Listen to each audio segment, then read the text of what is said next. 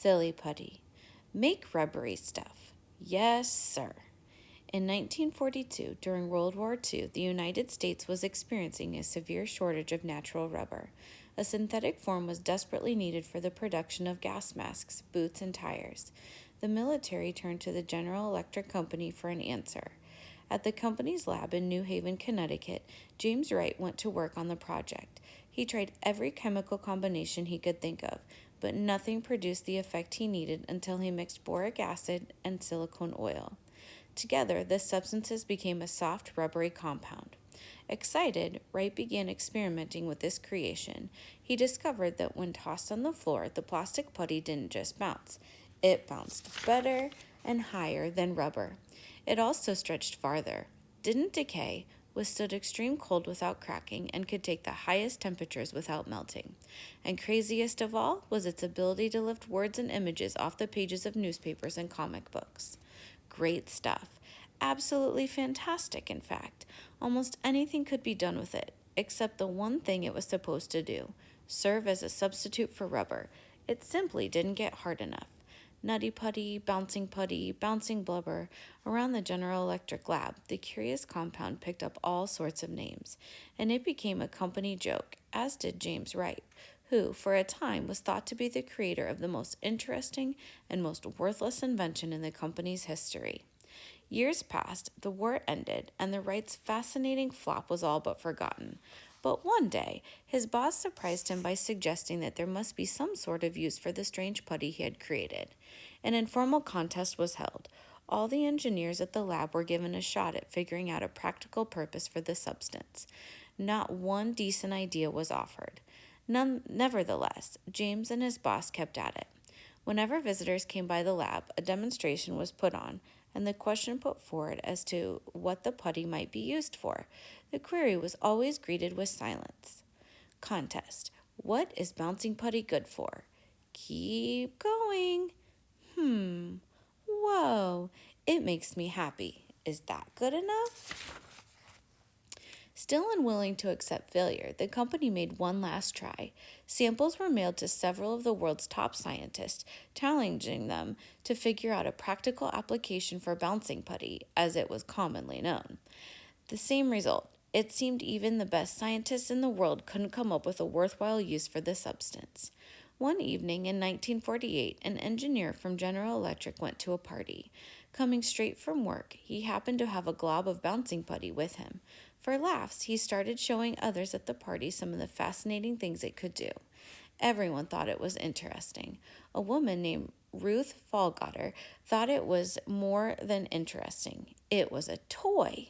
Finally, someone had seen the putty for what it was, and for what it had really been all along, a silly novelty that was as intriguing to adults as it was to kids.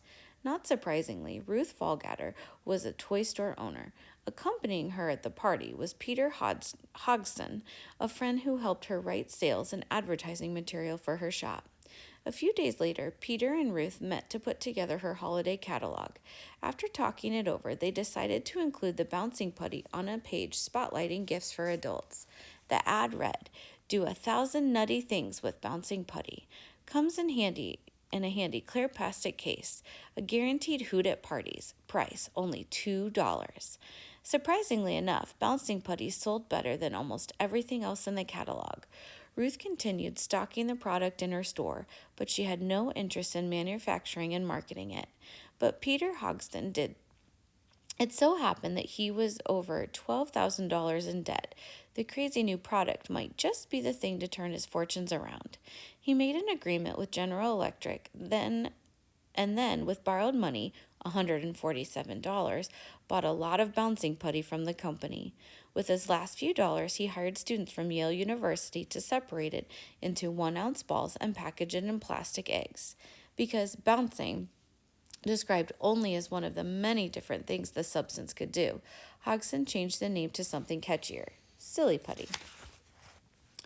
With high hopes and boxes full of Silly Putty eggs, Hodgson headed off to the 1950 New York Toy Fair.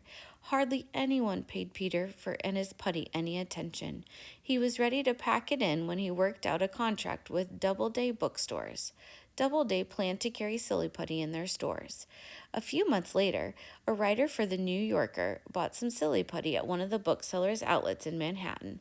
He was so excited by its strange properties that he took it to work with him the next day, plunked it down next to his typewriter, and wrote a column about Silly Putty for the magazine. Incredibly, within 3 days, orders for Silly Putty had topped 250,000, with more coming in by the minute. Just like that, James Wright and Peter Hodgson became a success story. As for Silly Putty, it was soon all over America. Children, and a lot of adults, played with Silly Putty, the substance that had bombed so badly for the military, only to bounce back as a best-selling toy. Silly Putty has hardly changed since it was first invented, but the process used to print color comics has. The result? Silly Putty no longer does a very good job lifting images off the pages of the Sunday Funnies. Silly Putty was originally only available in peachy pink. During the 1960s, other colors were offered. Fluorescent shades of Silly Putty were added in 1990, with a glow-in-the-dark version introduced the following year. Ironically, after becoming a popular toy, many practical uses have been found for Silly Putty. Mechanics use it to clean equipment, dry cleaners to remove lint, and zookeepers to make casts of animal footprints for purposes of identification.